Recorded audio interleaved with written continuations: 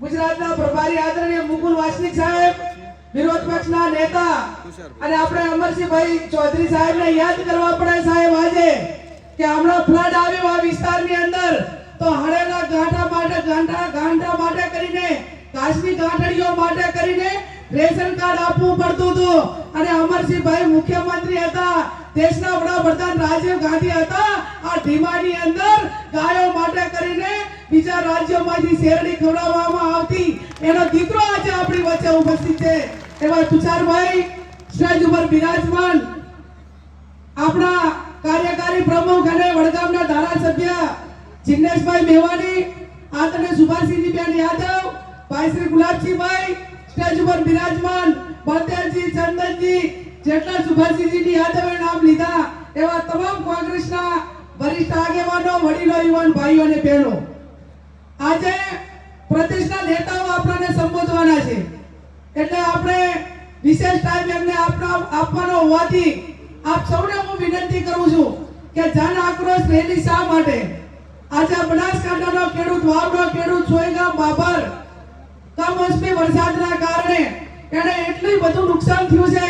કે જેને સરકારે આ સમયની અંદર મદદ કરવાની જરૂર હતી,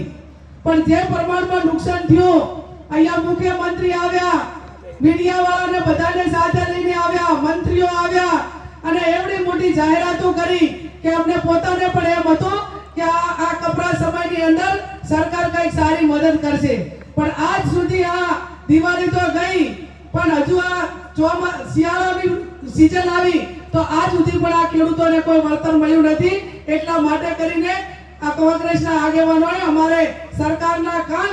એના બેરે કાન એની જે અવાજ કે આ કાન બેરી સરકારને એનો અવાજ, આ લોકોનો અવાજ, ખેડૂતોનો અવાજ સરકાર સુધી પહોંચે એના માટે કરીને આ જન આક્રોશ રેલીનું આયોજન કર્યું છે। અહીંયા ખેડૂતો એક બાજુ કુદરતી આફતોથી ઘેરાયેલો છે અને બીજું ભારતીય જનતા પાર્ટીના નેતાઓ હોય, એમના માણસો હોય તો એમને કપલમમાં બોલાવીને કોઈ પણ કોન્ટ્રાક્ટર જોતા હોય તો રાતોરાત મળી જાય, પણ મારો બનાસકાંઠાનો ખેડૂત આજે સિઝનમાં ખાતર માટે કરીને લાંબી લાઈનો લગાવે તો આજે મારા ખેડૂતને ખાતર મળતું નથી। એ આ પરિસ્થિતિ આજે આ બનાસકાંઠાના ખેડૂતોની છે। કોંગ્રેસની સરકાર હતી તો ખાતર આપવા માટે કરીને નેરોની થેલીઓ ભેગી નતા આપતા, ખેડૂતોને જેટલું જોતું હોય એટલું એરિયા ખાતર ને ડીએપી ખાતર એ સમય મર્યાદાની અંદર આપતા હતા। આજે વીસી ના જે યુવાનો એને ફોર્મ ભરાવવા માટે એના ઉપર દબાણ કરવામાં આવે, એને વધારાનું કામ કરવામાં આવે પણ એને ના વળતર આપે કે ના એમને કોઈ કાયમી કરે। આજે હજારો યુવાનો કરાર આધારિત નોકરી કરે છે, જેમની નોકરી માટેની કોઈ સલામતી નથી અને એમને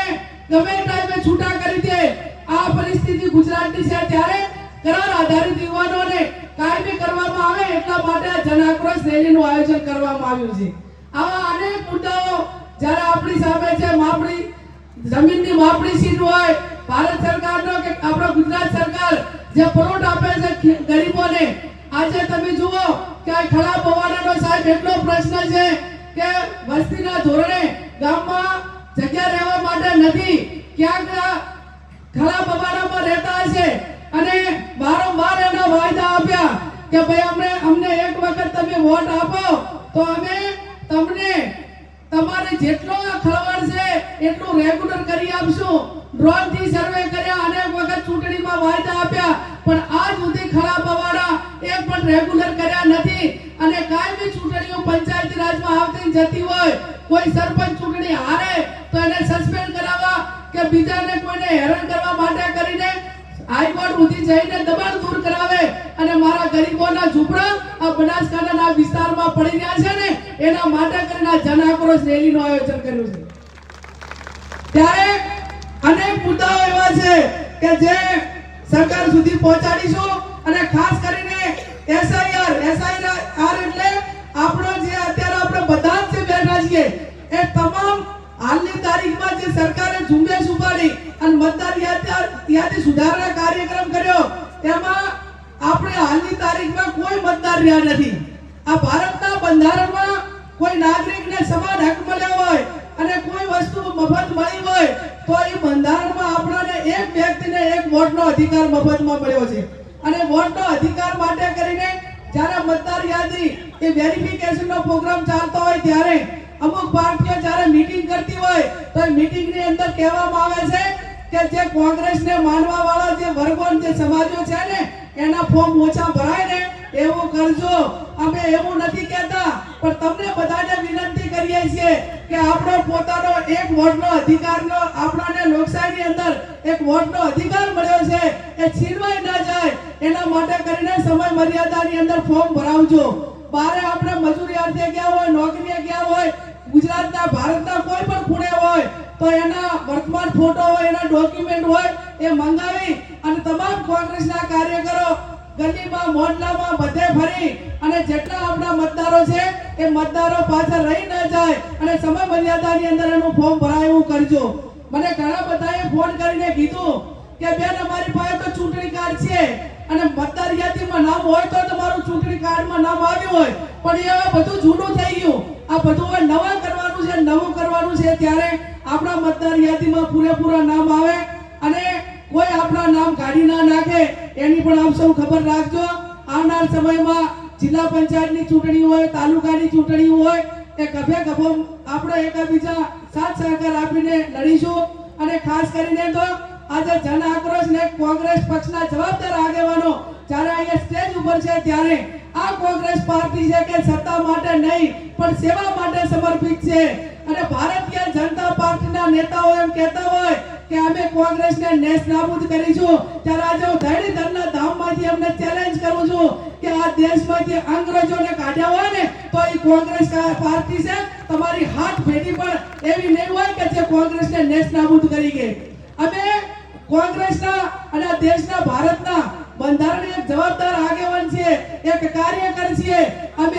એવી કોઈ ભાષા નહીં વાપરીએ કે અમે ફકીરના દેશમાં અમે જોરો લઈને નતા રહેશું. અમે હાર હોય કે જીત હોય પણ જ્યાં પણ લોકોને જરૂર પડશે, આ દેશના લોકોને જરૂર પડશે, બનાસકાંઠાના ખેડૂતોને જરૂર પડશે, સત્તા હોય કે ના હોય, જ્યાં પણ વહીવટી તંત્ર સામે લડવું પડે ત્યાં તાકાતથી લડીશું. અને અમારા કોંગ્રેસના કાર્યકરને કોઈ પણ વહીવટી તંત્ર હોય એને કોઈ દબાવવાની કોશિશ કરીને તો આ મંચ અને બધું જ એકો એક અમારા કાર્યકરના પ્રોટેક્શનમાં તૈયાર છે. અને જે પણ સત્તામાં બેઠા લોકો એટલું સંભાળજો, આ સત્તા કોઈની કાયમી જાગીરી નથી, આ તમારા બાપની કોઈ જાગીરી નથી, આ લોકશાહી છે અને લોકશાહીની અંદર એ પરિવર્તન આવતું હોય છે. એટલે મહેરબાની કરીને કોઈ કોંગ્રેસના કાર્યકરને ક્યાંય દબાવવાની કોશિશ ના કરે. અમે ગાંધી વિચારધારા વાળા છીએ, અમે સરદાર વિચારધારા વાળા છીએ, પણ જો તમે કઈ વધારે એવું કર્યું તો અહીંયા ભગતસિંહ પણ બેઠા છે અને ઝાંસીની રાણીઓ પણ બેઠી છે.